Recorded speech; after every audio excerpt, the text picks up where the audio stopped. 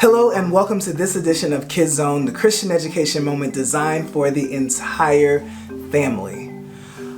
I don't know about you, but I am just so glad to be alive. So grateful that God is always doing what God does best and continuing to bless us, continuing to shower and give us so many things to live. And so we thank God for the sun and for the moon and for the water and for giving us a bite to eat, giving us food in our pantries and clothes in our closet. God, we thank you so much for all the things that you've done for us. And I want to encourage you to make your list of gratitude each and every day of the things that you're grateful for, whether it be something small or whether it be something big. Having an attitude of gratitude will really change your perspective of the day, because if you wake up and you're not feeling so good or something's on your mind, focusing on the things that you're grateful for on a gratitude list will change your life and change your perspective for the day.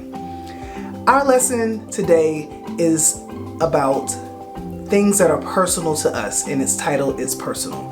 I wanted to dig deeper a little bit this time. We talked about it before a couple of times ago, and our series was It's Personal, but now I want to think about It's Personal and talking about your things that you're dealing with in your life and how we can be better Christians. And today's topic is It's Personal about our service unto God. And the scripture I want to focus on is written in the book of 2 Timothy chapter 1 verses 6 and 7. And it says, "For which reason I remind you to rekindle the gift." Some scriptures or versions say stir up the gift of God that is in you through the laying on of my hands. For God has not given us a spirit of cowardice or fear, but of power and love and self-discipline. We have these gifts that God has given to us, and it's really hard sometimes to know whether or not our gifts will be something that will help others or something that really is a gift or a talent. Gifts are so sometimes hard to interpret or to try to figure out. But a gift that comes from God is so special, and it's one that we don't have to open up rather quickly. You know, when we have our birthdays or Christmas, we see a present and we can't wait to open it up, and we have to open it up so fast and we get ready to use it. Sometimes God gives us a gift that's not ready to be opened yet, but what do you do with it? You don't just put it on the shelf. You don't just put it far away.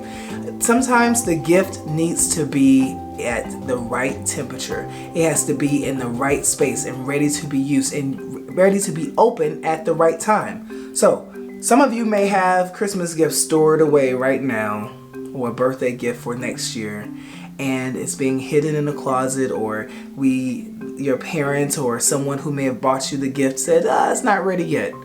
Well, the gifts that God gives us will be ready to be opened at the right time. Well, how do you know? Well, God and God's perfect plan leads us to different steps in our lives. And when our gifts are ready to be used by God, it will be at the right time and place. Well, what are you talking about, Reverend Sam? Well, many of us may have the gift of singing. Many of you all, actually, not me. Gift of being able to be teachers and to be preachers and to do different work in the church. God has a unique gift for each one of us, and it's important for us to figure out what that gift is. You can do it by volunteering and getting your feet wet in different things in the church or in your community. I did a lot of things when I was a child. I volunteered at nursing homes and at the hospitals and did almost everything you can think about in the church, from working behind the camera to running the sound system to being an usher to singing in the choir to working in the kitchen. I did all of those things to figure out exactly what my gift was and what God was calling me to do.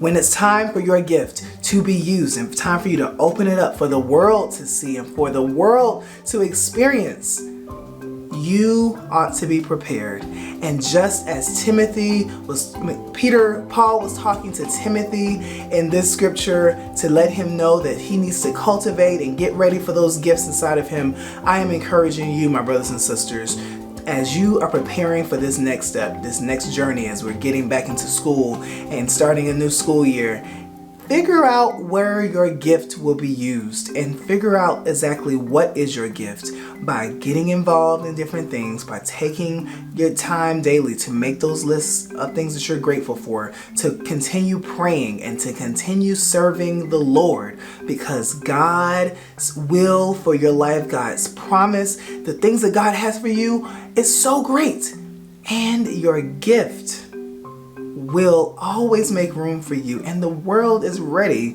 for these extraordinary gifts. That's all that I have for you this week. I pray that you have an extraordinary week and take some time to love yourself and love on each other.